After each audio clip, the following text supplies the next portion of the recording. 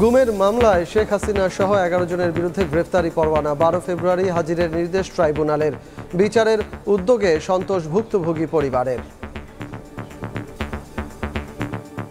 22 সালে যখন বলা হলো আমি গুম হয়েছি পুলিশের কাছে, তার একদিন পরেই আন্তর্জাতিক টিম আসলেন, ওখানে উনি বললেন আমি স্বেচ্ছায় গুম হয়েছি। মেকানিজমটাই ছিল দুর্বৃত্তি ভরা। ট্রাইব্যুনালকে ধন্যবাদ জানাই। এই অপেক্ষার আবেদনটা আমাদের কিন্তু বিগত এক যুগেরও বেশি। অপরাধটা সংগঠিত হয়েছিল তদানীন্তন প্রধানমন্ত্রী শেখ হাসিনার প্রত্যক্ষ নির্দেশে 12 জনের বিরুদ্ধে আজকে আমরা গ্রেপ্তারি পরোয়ানা জারির জন্য আবেদন জানিয়েছিলাম। আদালত সেই গ্রেপ্তারি পরোয়ানা জারি করেছেন। হাসিনা সহ পরিবারের সদস্যদের আত্মপক্ষ সমর্থনের সুযোগ দিতে তলব করবে দুদক। হাজির না হলে বিধি অনুযায়ী ব্যবস্থার ঘোষণা। তাদেরকে অবহিত করা হবে তাদের বক্তব্য প্রদানের জন্য, আত্মপক্ষ সমর্থনের সুযোগ নেবার জন্য। কেউ যদি সেই সুযোগ না নেয় তাহলে দুর্নীতি দমন কমিশন আইন অনুযায়ী পরবর্তী ব্যবস্থা গ্রহণ করবে। দেখছিলেন প্রধান শিরোনাম। রাতের সময় সঙ্গে আছি আমি সজল মিত্র রিচার্ড। এবার অন্যান্য শীর্ষ সংবাদ। কাতার আমিরের পাঠানো এয়ার অ্যাম্বুলেন্সে কাল লন্ডন যাবেন বেগম খালেদা জিয়া। রিসিভ করবেন তারেক রহমান। দেশবাসীর দোয়া চাইলেন বিএনপি চেয়ারপারসন। বিভাজনের রাজনীতি বাদ দিয়ে তরুণ প্রজন্মের বিপ্লবকে স্বীকৃতি দেওয়ার আহ্বান হাসনাতের। ফরিদপুরের সমাবেশ। নতজানু পররাষ্ট্রনীতি ছুঁড়ে ফেলে দেওয়ার হুঁশিয়ারি সার্জিসের। ফেব্রুয়ারিতে যাত্রা শুরু গণ অভ্যুত্থান অধিদপ্তরের। সহায়তা দেয়া হবে শহীদ পরিবার ও আহতদের, জানালেন তথ্য উপদেষ্টা। আগামী অর্থ বছর থেকে মিলবে মাসিক ভাতা। ব্যয় কমাতে জাতীয় স্থানীয় নির্বাচন একই দিনে করার পক্ষে সংস্কার কমিশন। জনপ্রতিনিধি ও প্রতিষ্ঠানের ওপর এমপিদের অযাচিত নিয়ন্ত্রণ বন্ধে সুপারিশের ঘোষণা।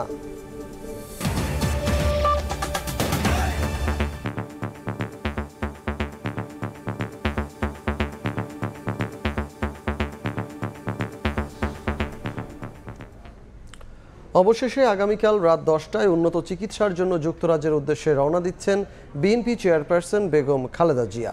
কাতারের আমিরের পাঠানো এয়ার অ্যাম্বুলেন্সে করে ঢাকার বাসা থেকে লন্ডনের উদ্দেশ্যে যাত্রা করবেন তিনি। সঙ্গে থাকছেন তার মেডিকেল বোর্ডের 6 চিকিৎসক। লন্ডনের হিথ্রো বিমানবন্দরে তাকে রিসিভ করবেন তারেক রহমান ও তার পরিবার। যুক্তরাজ্যের লন্ডন ক্লিনিকে তার চিকিৎসার কথা রয়েছে। দেশবাসীর প্রতি কৃতজ্ঞতা জানিয়ে সবার কাছে সুস্থতার জন্য দোয়া চেয়েছেন সাবেক প্রধানমন্ত্রী বেগম খালেদা জিয়া।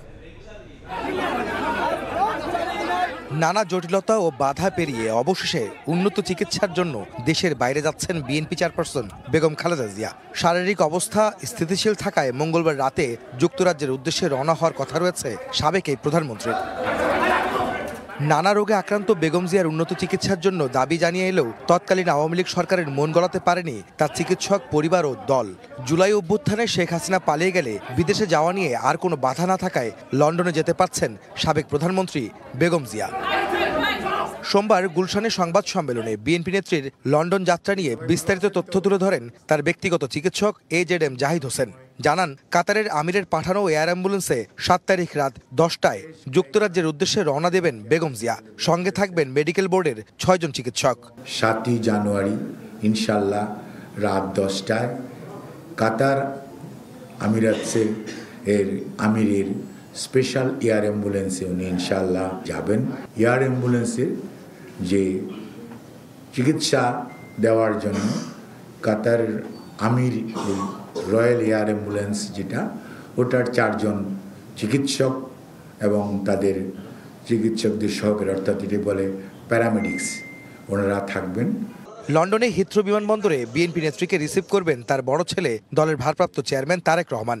8 বছর পর দেখা হবে মা ছেলের। এরপর ভর্তি হবেন যুক্তরাজ্যের লন্ডন ক্লিনিকে। জাহিদ হোসেন জানান, বিএনপি নেত্রীর লিভার ট্রান্সপ্লান্টের বিষয়ে সিদ্ধান্ত নেবেন সেখানকার চিকিৎসকরাই। এর ওপরই নির্ভর করবে চিকিৎসার জন্য পরবর্তীতে যুক্তরাষ্ট্রে তিনি যেতে পারবেন কিনা। লন্ডন ক্লিনিক বলে একটা অনেক পুরনো হসপিটাল আছে এবং সেই হসপিটালে, এটাও NHS এর অধীনে এটা হসপিটাল, ওখানে ওনাকে ভর্তি করা হবে। উনি এয়ারপোর্ট থেকে সরাসরি ওখানে যাবেন। আমাদের দলের ভারপ্রাপ্ত চেয়ারম্যান জনাব তারেক রহমান, ডক্টর জুবাইদা রহমান, ওনার সহধর্মিনী, ওনারা এবং ওনাকে হয়তো এয়ারপোর্টে রিসিভ করবেন। এবং বিএনপি নেত্রী বেগম জিয়া দেশবাসীর কাছে কৃতজ্ঞতা প্রকাশ করে তার সুস্থতার জন্য দোয়া চেয়েছেন বলেও জানান তার ব্যক্তিগত চিকিৎসক। লিভার সিরোসিস সহ নানা রোগে ভুগছেন বেগম খালেদা জিয়া। 2018 সালে দুর্নীতির মামলায় কারাবন্দী হওয়ার পর 2020 সালের 25শে মার্চ জামিনে মুক্ত হলেও 5 আগস্ট পর্যন্ত এক প্রকার গৃহবন্দী ছিলেন সাবেক প্রধানমন্ত্রী বেগম খালেদা জিয়া। আহমেদ সালেহীন, সময় সংবাদ, ঢাকা। এবার গুমের মামলায় শেখ হাসিনা সহ 11 জনের বিরুদ্ধে গ্রেফতারি পরোয়ানা জারি করেছেন আন্তর্জাতিক অপরাধ ট্রাইব্যুনাল। আর সাবেক সেনা কর্মকর্তা জিয়াউল আহসান অন্য মামলায় কারাগারে থাকায় তাকে হাজির করতে বলা হয়েছে 12 ফেব্রুয়ারি। চিফ প্রসিকিউটর জানান, গুমের নির্দেশদাতা ছিলেন শেখ হাসিনা, আর গুম করলে ওই কর্মকর্তাকে দেয়া হতো পুরস্কার। গুমের সঙ্গে জড়িতের বিচার শুরু হওয়ায় খুশি ভুক্তভোগী পরিবারের সদস্যরা। আফজাল হোসেনের রিপোর্ট। গত 15 বছরে সংঘটিত বিভিন্ন গুমের ঘটনায় নির্দেশদাতা হিসেবে সাবেক প্রধানমন্ত্রী শেখ হাসিনার সম্পৃক্ততার প্রমাণ পায় কমিশন। সংশ্লিষ্টতা পেয়েছে প্রতিবেশী দেশ ভারতেরও। গুম কমিশনের রিপোর্টে আরও বলা হয়, গুমের বেশিরভাগ ক্ষেত্রে র্যাব, ডিবি, সিটিটিসি, গোয়েন্দা সংস্থা ডিজিএফআই এবং এনএসআই প্রধান ভূমিকা পালন করে। 2009 থেকে 2024 আওয়ামী লীগের আমলে গুম করা হয় হাজারেরও বেশি মানুষকে। এর মধ্যে কেউ ফিরেছেন, কেউ হারিয়ে গেছেন চিরতরে। সোমবার গুম ও বিচার বহির্ভূত হত্যাকাণ্ডের মামলায় শেখ হাসিনা, তারিক আনাম সিদ্দিকী, বেনজির আহমেদ সহ এরকম 11 জনের বিরুদ্ধে গ্রেফতারি পরোয়ানা জারি করেন আন্তর্জাতিক অপরাধ ট্রাইব্যুনাল। সাবেক সেনা কর্মকর্তা জিয়াউল হাসানকে হাজির করতে বলা হয়েছে 12 ফেব্রুয়ারি। শুনানিতে চিফ প্রসিকিউটর বলেন, গুমে জড়িত কর্মকর্তাদের পুরস্কৃত করত শেখ হাসিনার সরকার। গোপন কারাগারে আটক রেখে নির্যাতন, হত্যা এবং তাদেরকে সমস্ত স্বাধীনতা বঞ্চিত করার যে অপরাধ, এটা আন্তর্জাতিক আইনে স্বীকৃত অপরাধ। সেই অপরাধটা সংগঠিত হয়েছিল তদানীন্তন প্রধানমন্ত্রী শেখ হাসিনার প্রত্যক্ষ নির্দেশে, পরিকল্পনায়। সাবেক প্রধানমন্ত্রী শেখ হাসিনা, তার তদানীন্তন নিরাপত্তা উপদেষ্টা তারিক সিদ্দিকী, তদানীন্তন আইজিপি বেনজির আহমেদ সহ বিভিন্ন সংস্থার মোট 12 জনের বিরুদ্ধে আজকে আমরা গ্রেপ্তারি পরোয়ানা জারির জন্য আবেদন জানিয়েছিলাম। আদালত সেই গ্রেপ্তারি পরোয়ানা জারি করেছেন।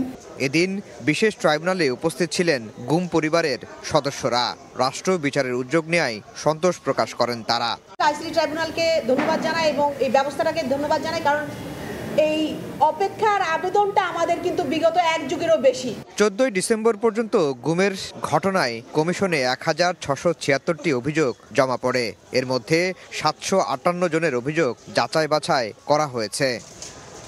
আফজাল হোসেন, সময় সংবাদ, ঢাকা। দুর্নীতির অভিযোগে শেখ হাসিনা ও তার পরিবারের সদস্যদের আত্মপক্ষ সমর্থনের সুযোগ দিতে তলব করবে দুদক।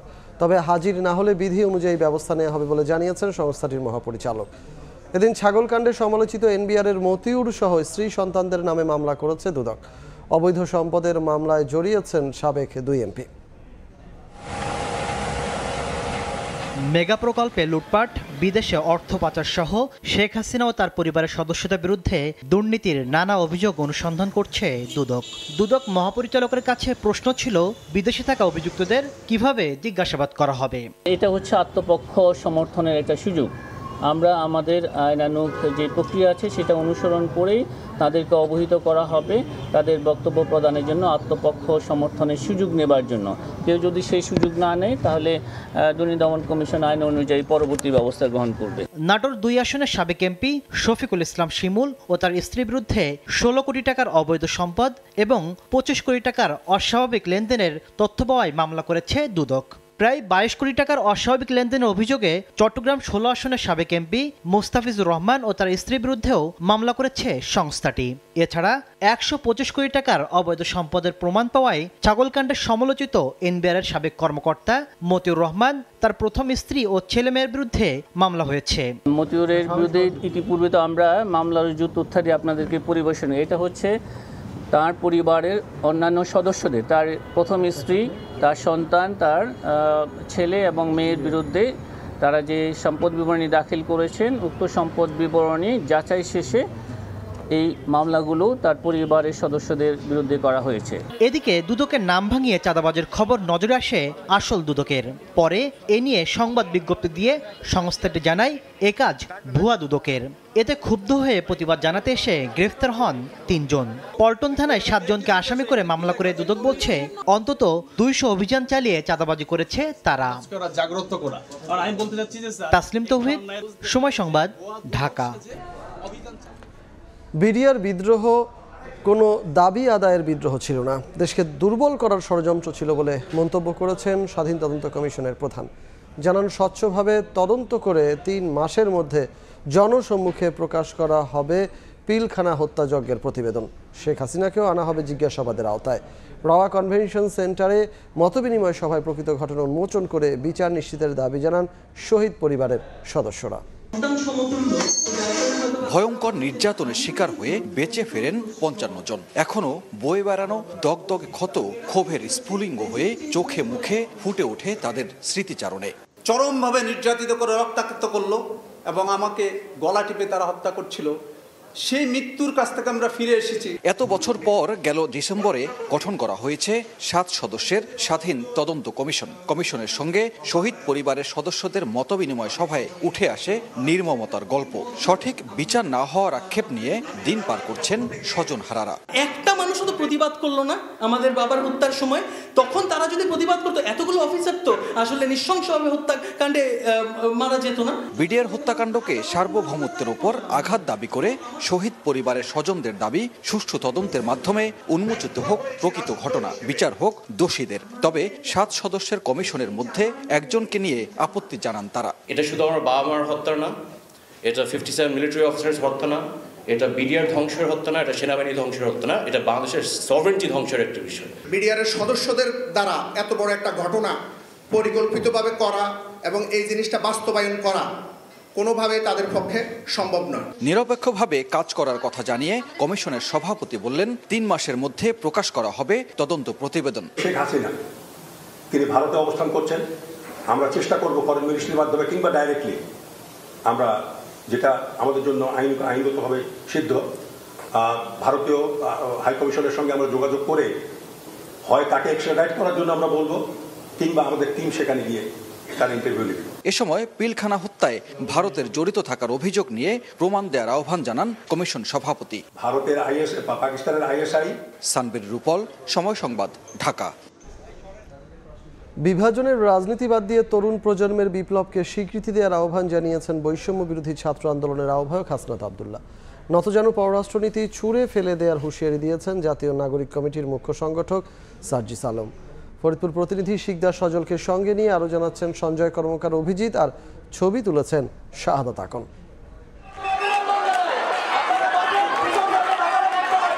ফরিদপুরের সরকারি রাজেন্দ্র কলেজ মাঠে ব্যানার ফেস্টুন হাতে বিভিন্ন শিক্ষা প্রতিষ্ঠানের শিক্ষার্থীরা ফেসিবাদী ব্যবস্থার বিলোপ ও নতুন রাজনৈতিক বন্দোবস্ত বিনির্মাণের লক্ষ্যে ছাত্র সমাবেশে যোগ দেন বৈষম্য বিরোধী ছাত্র আন্দোলন ও জাতীয় নাগরিক কমিটির নেতারা। অন্তর্বর্তী সরকারের গ্রহণযোগ্যতা বাড়াতে শেখ হাসিনার আমলে হওয়া গুম খুনের বিচার করার তাগিদ দেন হাসনাত আব্দুল্লাহ। এ সময় বিভাজনের রাজনীতি বাদ দিয়ে তরুণ প্রজন্মের বিপ্লবকে স্বীকৃতি দেওয়ার আহ্বান জানান তিনি। এই বিভাজনের রাজনীতি বাদ দিয়ে আমরা আমাদের অভিজ্ঞ যে রাজনীতিবিদ রয়েছে, আমাদের পূর্বসূরি যারা রয়েছে, আপনাদের লড়াই এবং সংগ্রাম, এই লড়াই এবং সংগ্রামকে আমরা স্বাগত জানাই। একই সাথে সাথে আমরা আপনাদেরকে আহ্বান জানাবো, এই তরুণ প্রজন্মকে আপনারা স্বীকৃতি দিন। নতুজানু পররাষ্ট্রনীতি ছুঁড়ে ফেলে দেওয়ার হুঁশিয়ারি দিয়ে জাতীয় নাগরিক কমিটির মুখ্য সংগঠক সার্জিস আলম বলেন, বিশ্বের যে কোনো পরাশক্তির সঙ্গে চোখে চোখ রেখে কথা বলবে বাংলাদেশ। আমাদের এই বাংলাদেশ আর কোন নতজানু পররাষ্ট্রনীতিতে বিশ্বাস করে না। আমরা চোখে চোখ রেখে আমাদের পররাষ্ট্রনীতি ঠিক করব। পৃথিবীর যে কোনো পরাশক্তি যদি বিন্দু মাত্র চিন্তা করে যে তারা বাংলাদেশকে ডমিনেট করে কোনো পররাষ্ট্রনীতি নির্ধারণ করবে, আমরা বলি সেই পররাষ্ট্রনীতি আমরা ছুঁড়ে ফেলে দিব। বৈষম্য বিরোধী ছাত্র আন্দোলনে ফরিদপুরে নিহত ৮ পরিবারের স্বজনদের সঙ্গে সাক্ষাৎ করে সান্ত্বনা দেন অনুষ্ঠানে অংশ নেয়া বৈষম্য বিরোধী ছাত্র আন্দোলনের কেন্দ্রীয় নেতারা। ৫ই আগস্ট ছাত্র জনতার অভ্যুত্থানে তৈরি হয়েছে এক নতুন বাংলা। এই বাংলার মাটিতে আর কোনো স্বৈরাচার সরকারকে দেখতে চান না বৈষম্য বিরোধী ছাত্র আন্দোলনের অংশ নেওয়া ছাত্র নেতারা এবং স্থানীয় যুব সমাজ। সঞ্জয় কর্মকার, অভিজিৎ, সময় সংবাদ, ফরিদপুর। জুলাই আগস্টে অভ্যুত্থানে শহীদ পরিবার ও আহতদের সহায়তায় কাজ শুরু করবে গণ অভ্যুত্থান অধিদপ্তর। মুক্তিযুদ্ধ বিষয়ক মন্ত্রণালয়ের অধীনে ফেব্রুয়ারি থেকে কাজ শুরু করবে বলে জানিয়েছেন তথ্য ও সম্প্রচার উপদেষ্টা নাহিদ ইসলাম। আর মাসিক ভাতা দেওয়ার কার্যক্রম শুরু হবে জুলাইয়ে। সোমবার রেল ভবনে এক সংবাদ সম্মেলনে জুলাই স্মৃতি ফাউন্ডেশনের পক্ষ থেকে জানানো হয়, নিহত ও আহতদের তালিকায় অন্তর্ভুক্তির জন্য 31 জানুয়ারি পর্যন্ত আবেদন করা যাবে। রায়ের বাজার কবরস্থানে আমরা 131টি বেওয়ারিশ কবরের সন্ধান পেয়েছি এবং সেগুলো নিয়ে যাচাই বাছাই কার্যক্রম চলছে। এখন পর্যন্ত যারা নিখোঁজ আছে তাদের কবরের হুদিস যদি পাওয়া যায় তাদেরকে আমরা শহীদদের কাতারে এন্ট্রি করছি। শুধু তাই নয়, সংবাদ সম্মেলনে তথ্য ও সম্প্রচার উপদেষ্টা নাহিদ ইসলাম জানান, জুলাই আগস্টে নিহতদের পরিবার এবং আহতদের সাহায্য ও পুনর্বাসনের লক্ষ্যে মুক্তিযুদ্ধ বিষয়ক মন্ত্রণালয়ের অধীনে আগামী মাস থেকেই আনুষ্ঠানিকভাবে কাজ শুরু করবে গণ অভ্যুত্থান অধিদপ্তর। বলেন, আগামী সপ্তাহেই নিহত ও আহতদের প্রাথমিক তালিকা গেজেট আকারে প্রকাশ করে আর্থিক সহায়তা দেয়া শুরু হবে। বাকি টাকা এবং মাসিক ভাতা দেওয়ার কার্যক্রম শুরু হবে জুলাই মাসে। 637 কোটি 80 লক্ষ টাকা একটা বাজেট অর্থ মন্ত্রণালয় থেকে এই মুক্তিযুদ্ধ মন্ত্রণালয়ে দেওয়া হবে পর্যায়ক্রমে। এটা সিদ্ধান্ত হয়েছে 30 লক্ষ টাকা প্রতিটা শহীদ পরিবার এবং আহতদের জন্য যে বিভিন্ন ক্যাটাগরি ওয়াইজ 5 লক্ষ, 3 লক্ষ, 2 লক্ষ, 1 লক্ষ এরকম ভাবে দেওয়া হবে আহতদের জন্য। গত 15 বছরে শেখ হাসিনা ও তার পরিবারের সদস্যদের ভাগ্য পরিবর্তন হলেও জনগণের ভাগ্য বদলায়নি বলে মন্তব্য করেছেন জামায়াত ইসলামের আমির ডাক্তার শফিকুর রহমান। রাতের রাজধানীর মিরপুরে মণিপুর স্কুল অ্যান্ড কলেজ প্রাঙ্গণে সুধী সমাবেশে তিনি কথা বলেন, গত 53 বছরে দেশের মানুষ কাঙ্ক্ষিত অর্থনৈতিক মুক্তি পায়নি। বিগত সরকার 1.5 দশকে দুর্নীতি ও দুঃশাসনের মাধ্যমে লাভবান হলেও নিপীড়িত এবং অধিকার বঞ্চিত হয়েছে জনগণ। পরে সুধী সমাবেশে অর্ধশত পরিবারকে রিকশা ও সেলাই মেশিন উপহার দেয় জামায়াতের আমির। স্বাধীনতার পর এক এক করে 53 বছর গিয়েছে। বহু জাতির ঘুরে দাঁড়াতে 2, 4, 5 বছর লেগেছে। আমরা অর্ধ শতাব্দীতেও সেভাবে কোমর সোজা করে ঘুরে দাঁড়াতে পারি না। পারার কারণটাও একেবারেই স্পষ্ট। দুইটা জিনিসই আমাদের এখনো সঙ্গ দিয়ে চলছে। 2 যন্ত্রণা থেকে আমরা কোনোভাবেই মুক্তি পাচ্ছি না। একটা দুঃশাসন, আর একটা হচ্ছে দুর্নীতি। খরচ কমাতে একই দিনে জাতীয় ও স্থানীয় নির্বাচন করার পক্ষে স্থানীয় সরকার সংস্কার কমিশন। সকালে রাজধানীর আগারগাঁওয়ে গণমাধ্যম কর্মীদের সাথে মতবিনিময় সভায় একথা বলেন কমিশন প্রধান ডক্টর তোফায়েল আহমেদ। জানান, এতে সরকারের খরচ কমে নামবে 600 কোটি টাকায়। রাষ্ট্র সংস্কারের অংশ হিসেবে 16টি কমিশন গঠন করে অন্তর্বর্তী সরকার। এর মধ্যে অন্যতম স্থানীয় সরকার সংস্কার কমিশন। সোমবার রাজধানীর স্থানীয় সরকার ইনস্টিটিউটে সংবাদকর্মীদের সঙ্গে বসেন তোফায়েল আহমেদ নেতৃত্বাধীন এই কমিশন। এতে স্থানীয় ভোট দলীয় প্রতীকে না করা, না ভোটের বিধান রাখা, সংসদ সদস্যদের স্থানীয় সরকারের ভোটে হস্তক্ষেপ না করা, নারী প্রতিনিধিদের ক্ষমতায়ন বাড়ানো সহ বেশ কিছু সুপারিশ তুলে ধরেন সাংবাদিকরা। এরপর নিজেদের মতামত তুলে ধরেন কমিশন প্রধান। জানান, জাতীয় এবং স্থানীয় সরকার নির্বাচন একসাথে করার পক্ষে তারা। লোকাল গভর্নমেন্ট সিস্টেম নাই, সিস্টেমে আনতে হবে। সিস্টেমে আনতে গেলে নির্বাচন একরকম হওয়া লাগবে। এখন জেলার একরকম নির্বাচন, উপজেলার একরকম নির্বাচন, ইউনিয়নের একরকম নির্বাচন, এটা তো করা সঙ্গত না। তখন কিন্তু একটা সিস্টেমের প্রশ্ন আসবে। এই সিস্টেমের প্রশ্ন আসলে যেটা সহজ হবে যদি সংসদীয় পদ্ধতিতে হয়। স্থানীয় সরকারের প্রতিষ্ঠান ও জনপ্রতিনিধিদের কাজের উপর এমপিরা যাতে অযাচিত নিয়ন্ত্রণ করতে না পারেন সে বিষয়ে সুপারিশ করা হবে বলেও জানান তোফায়েল আহমেদ। মিনিস্ট্রিগুলো থেকে সার্কুলারগুলো আসে লোকাল গভর্নমেন্টের বিভিন্ন ডেভেলপমেন্টে, ওখানেও কিন্তু একটা লাইন জুড়ে দেওয়া হয়, এমপি সাহেবের পরামর্শ করিবেন বা শুনিবেন, এরকম কথা আছে বলা। এগুলো থাকা চলবে না, কারণ এটা তো এক ধরনের আইনের ফোর্স হয়ে যাচ্ছে যখন একটা সার্কুলারে থাকে। এছাড়া স্থানীয় সরকারের পার্বত্য জেলাগুলোর ভূমিকা নিয়ে সংস্কারের প্রস্তাব নিয়ে ভাবছে স্থানীয় সরকার সংস্কার কমিশন। শুধু লোকাল গভর্নমেন্ট টাকা দিয়ে চলে না। কাউসারা চৌধুরী কুমু, সময় সংবাদ, ঢাকা। আরও বেশি বিদেশি বিনিয়োগ আনতে বাংলাদেশ রপ্তানি প্রক্রিয়াকরণ অঞ্চল বেবজাকে নির্দেশ দিয়েছেন প্রধান উপদেষ্টা ডক্টর মোহাম্মদ ইউনূস। সকালে রাজধানীর তেজগাঁওয়ে প্রধান উপদেষ্টার কার্যালয়ে বেবজার 2023-24 সালের বার্ষিক প্রতিবেদন জমা দেওয়ার সময় এই নির্দেশনা দেন তিনি। এ সময় প্রধান উপদেষ্টা একটি টিম তৈরি করে বিশ্বব্যাপী বাংলাদেশকে তুলে ধরার পরামর্শ দিয়ে বলেন, এজন্য পররাষ্ট্র মন্ত্রণালয় বেবজাকে সাহায্য করবে। বিশ্বব্যাপী বাংলাদেশকে তুলে ধরতে চীন ও জাপানে অধ্যয়নরত শিক্ষার্থীদের কাজে লাগানোর পরামর্শ দেন ডক্টর ইউনূস। এ সময় বেবজার নির্বাহী চেয়ারম্যান উপদেষ্টাকে জানান, ডিসেম্বরে বাংলাদেশ চীনা বিনিয়োগকারীদের কাছ থেকে 135 মিলিয়ন মার্কিন ডলারের প্রস্তাব পেয়েছে। এখন থেকে সাদা পোশাকে আর কাউকে গ্রেফতার করা যাবে না, থাকতে হবে জ্যাকেট, দেখাতে হবে আইডি কার্ড। ঢাকা মহানগর গোয়েন্দা পুলিশ কার্যালয় পরিদর্শন শেষে একথা জানিয়েছেন স্বরাষ্ট্র উপদেষ্টা জাহাঙ্গীর আলম চৌধুরী। ডিবি কার্যালয় সহ দেশের কোথাও আয়নাঘর কিংবা ভাতের হোটেল থাকবে না বলে আবারও স্পষ্ট করেন তিনি। সোমবার ঢাকা মহানগর গোয়েন্দা পুলিশ কার্যালয় পরিদর্শন শেষে সাংবাদিকদের মুখোমুখি হন স্বরাষ্ট্র উপদেষ্টা। প্রশ্নের জবাবে বলেন, এখন থেকে সাদা পোশাকে আর কাউকে গ্রেফতার করা যাবে না। ডিবিদের ক্ষেত্রে এইও বলা হয়েছে যে এরা সিভিল ড্রেসে কাউরে অ্যারেস্টও করবে না, তাদের জ্যাকেট অবশ্যই পরিধান করতে হবে, তাদের আইডি কার্ড শো করতে হবে। ডিবি কার্যালয় সহ দেশের কোথাও আয়নাঘর কিংবা ভাতের হোটেল থাকবে না বলেও স্পষ্ট করেন উপদেষ্টা। আয়নাঘর বলতে কোনো কিছু থাকবে না, এখানে কোনো ভাতের হোটেলও থাকবে না। এদিকে আগারগাঁওয়ে পাসপোর্ট ও বহিরাগমন অধিদপ্তর পরিদর্শন করে স্বরাষ্ট্র উপদেষ্টা বলেন, বাংলাদেশে অবস্থানরত অবৈধ বাসিন্দাদের বিষয়ে 31 জানুয়ারির পর আইনি ব্যবস্থা নেওয়া হবে। এছাড়া চলতি বছর সব পাসপোর্ট ই পাসপোর্টে রূপান্তরের চেষ্টা চলছে বলেও জানান তিনি। তাদের কোনো ভিসা নেই, ভিসা ছাড়া কিন্তু আমাদের দেশে তারা থাকতেছে এবং চাকরি বাকরি করতেছে। তাদের ক্ষেত্রে 31 জানুয়ারির ভিতরে তাদের আইনগত ব্যবস্থা নিব।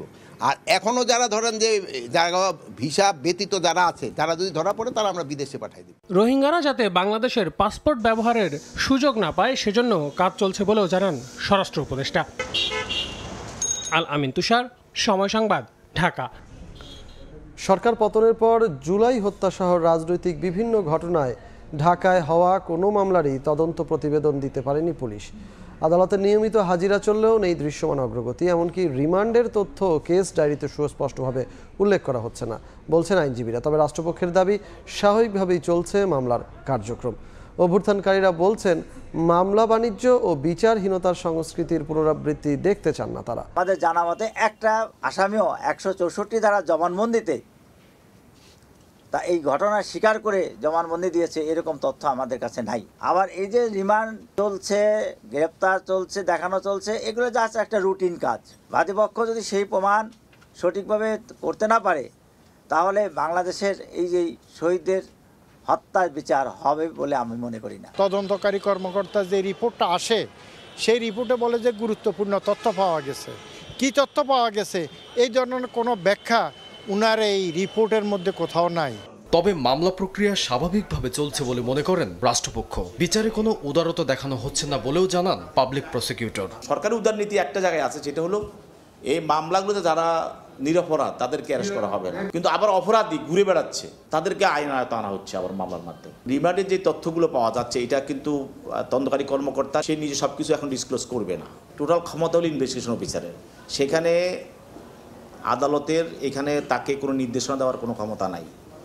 যখন পুলিশ রিপোর্ট আসবে তখনই শুরু হবে আদালতের হাতে ক্ষমতা চলে আসবে।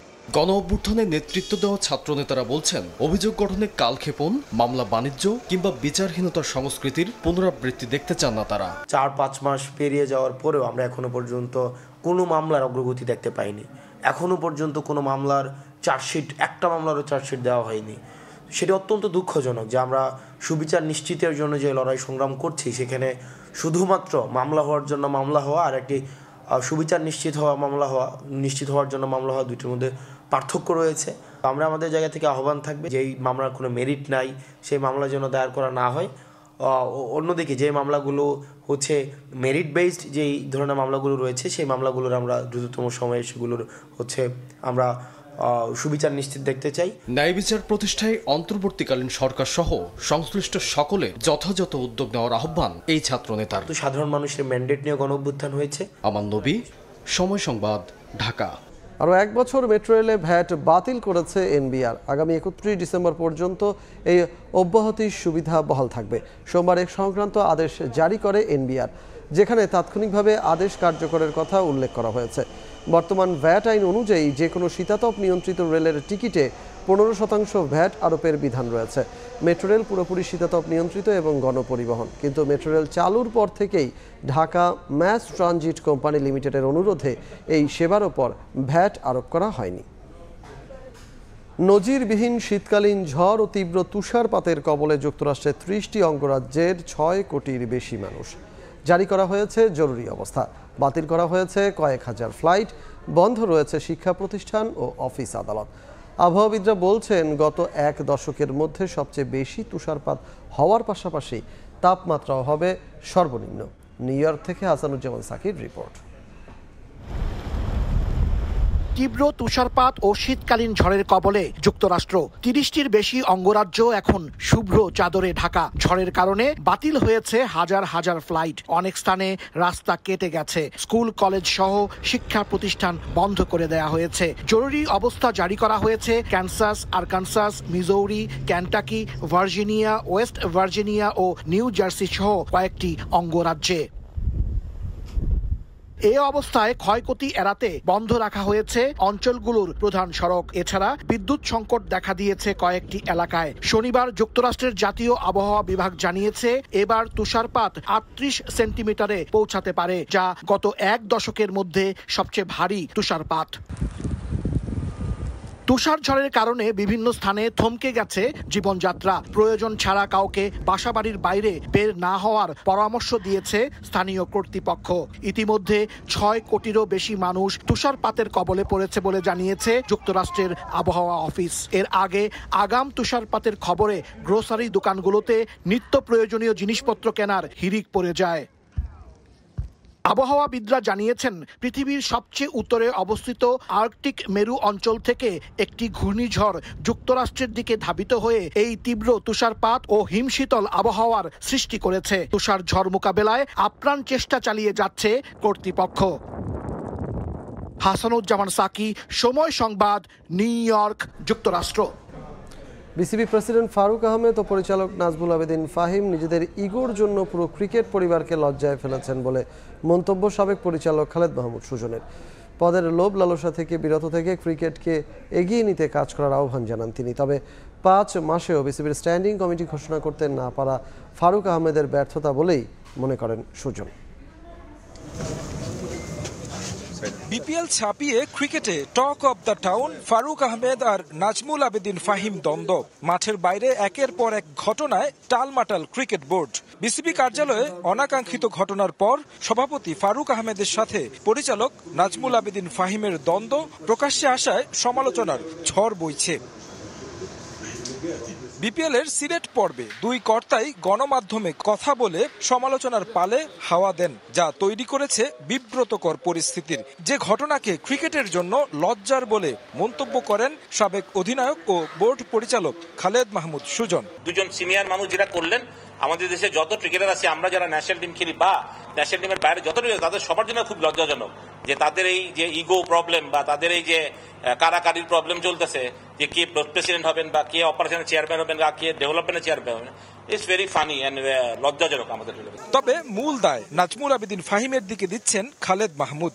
বিসিবির ক্ষমতা বন্টনে লাভ ক্ষতির হিসাব দেখছেন ফাহিমের আচরণে। আমি অপারেশন না পাইলে আমি কাজ করবো না, আমি পদত্যাগ করবো, এটা লোভ লালসা। জাস্ট আমার এই লোভ লালসা কেন ওনাদের মধ্যে আছে যে আমার টিকিট অপারেশন নিতে হবে কেন? আমি যদি অন্য কমিটির চেয়ারম্যান হবো, আমি ওখানে সার্ভ করতে পারবো না কেন? If I am a person to serve here, তা আমার কেন থাকতে হবে যে না আমি ব্যথা পাবো কেন? উনি কি টিকিট অপারেশনের মাস্টার? একই সঙ্গে খোলাসা করেছেন কেন বিপিএল এ অধিনায়কত্ব করছেন না লিটন দাস। খুব দ্রুতই এই ডানহাতি ব্যাটার ফর্মে ফিরবেন বলেও প্রত্যাশা তার। আমি বলি যে ট্রেনিং সিরিয়াস হবে না, এটা মানসিক একটা ব্যাপার থাকে। লিটনের ব্যাট কথা বললে ঢাকা ক্যাপিটালসকে আমার মনে হয় এত চিন্তা করতে হবে জয় করার জন্য। তাই বিলিভ যে Liton will come back to his form very soon. Rangpur রাইডার্সের বিপক্ষে ম্যাচ দিয়ে সিলেট পর্ব শুরু করবে ঢাকা ক্যাপিটালস। তারেক হাসান শিমুল, সময় সংবাদ, সিলেট। এ পর্যায়ে শীর্ষ সংবাদগুলো জানিয়ে দিচ্ছি আরেকবার। কাতার আমিরের পাঠানো এয়ার অ্যাম্বুলেন্সে কাল লন্ডন যাবেন বেগম খালেদা জিয়া, রিসিভ করবেন তারেক রহমান। দেশবাসীর দোয়া চাইলেন বিএনপি চেয়ারপারসন।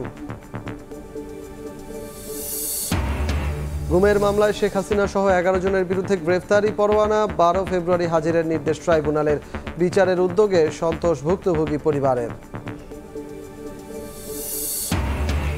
এবং বিভাজনের রাজনীতি বাদ দিয়ে তরুণ প্রজন্মের বিপ্লবকে স্বীকৃতি দেওয়ার আহ্বান হাসনাতের। ফরিদপুরের সমাবেশ, নতজানু পররাষ্ট্রনীতি ছুঁড়ে ফেলে দেওয়ার হুঁশিয়ারি সার্জিসের।